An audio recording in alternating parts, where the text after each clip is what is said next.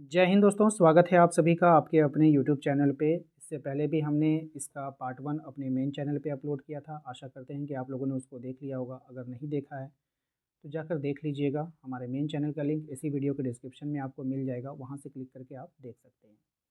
चलिए शुरू करते हैं। आज का जो वीडियो है वो आप लोगों का सिलेबस के अकॉर्डिंग आपको बताया जा रहा है। आपके सिलेबस में ये चैप्टर है, इसलिए आपको पढ़ाया जा रहा है और यहाँ से एग्ज़ाम में आपको क्वेश्चन देखने को ज़रूर मिलेगा। तो चलिए स्टार्ट करते हैं। सबसे पहला सवाल आपके स्क्रीन पर होगा कि राष्ट्रपति निम्न में से किसकी नियुक्तियां करता है। ऑप्शंस को अगर हम बात करें तो अगर आप ध्यान से देखोगे तो भारत का मुख्य न्यायाधीश है, सर्वोच्च न्यायालय और राज्य के न्यायपालिका, तो इसकी तो करता ही करता है।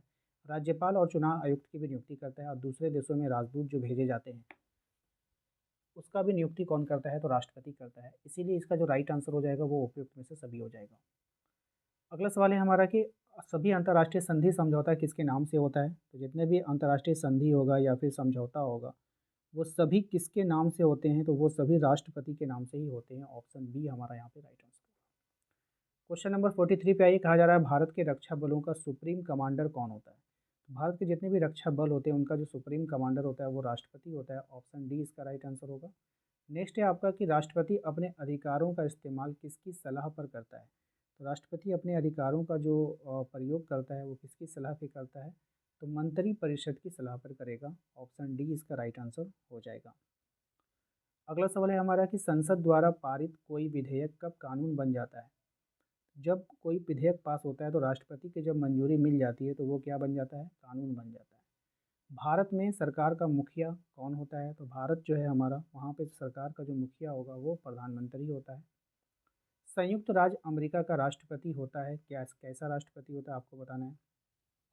राइट आंसर है इसका आपका अमेरिकी सरकार का मुखिया होता है और अमेरिकी का राष्ट्राध्यक्ष होता है। तो ए और बी दोनों हो जाएगा। ऑप्शन सी इसका। अमेरिका में राष्ट्रपति का कार्यकाल कितने वर्षों का होता है ये आपको बतानी है। तो अमेरिका में जो राष्ट्रपति का कार्यकाल होता है वो 4 साल का होता है और हमारे देश में कितना होता है, 5 साल का होता है। अगला सवाल है हमारा, संयुक्त राज्य अमेरिका के संघीय सरकार की विधायिका को किस नाम से जाना जाता है। राइट आंसर हो जाएगा आपका ऑप्शन सी, अमेरिकी कांग्रेस के नाम से जाना जाता है। हमारे देश में विभिन्न स्तरों पर मौजूद अदालतों को सामूहिक रूप से क्या कहा जाता है। तो इसको जो हम लोग सामूहिक रूप से कहते हैं इसको हम लोग न्यायपालिका कहते हैं, याद रखिएगा। नेक्स्ट है भारत में पूरे देश के लिए कौन सा न्यायालय है। तो भारत में पूरे देश के लिए का जो न्यायालय है उसको हम लोग सर्वोच्च न्यायालय कहते हैं। अगला सवाल है हमारा, राज्य के स्तर पर कौन सा न्यायालय होता है। तो राज्य स्तर पर जो न्यायालय होता है वो उच्च न्यायालय होता है। ठीक है। नेक्स्ट है आपका, भारत में जिला स्तर पर कौन सा न्यायालय होता है। तो भारत में जिला स्तर पर जो न्यायालय होता है वो जिला न्यायालय होता है। ठीक है। अगला सवाल है हमारा कि भारत का सर्वोच्च न्यायालय या उच्चतम न्यायालय कहाँ अवस्थित है। तो भारत का जो सर्वोच्च न्यायालय या उच्चतम न्यायालय ये कहाँ पे है, नई दिल्ली में है।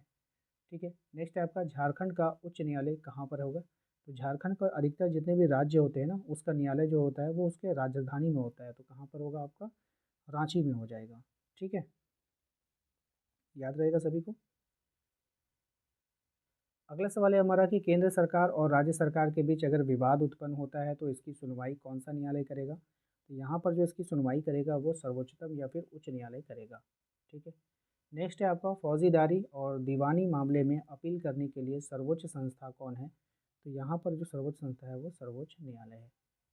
नेक्स्ट है, सर्वोच्च न्यायालय के मुख्य न्यायाधीश की शपथ कौन दिलाता है। तो सर्वोच्च न्यायालय को जो मुख्य न्यायाधीश होता है, जो उसका मेन जज होता है, उसका शपथ कौन दिलाएगा। तो राष्ट्रपति दिलाता है। कौन दिलाता है, राष्ट्रपति दिलाता है।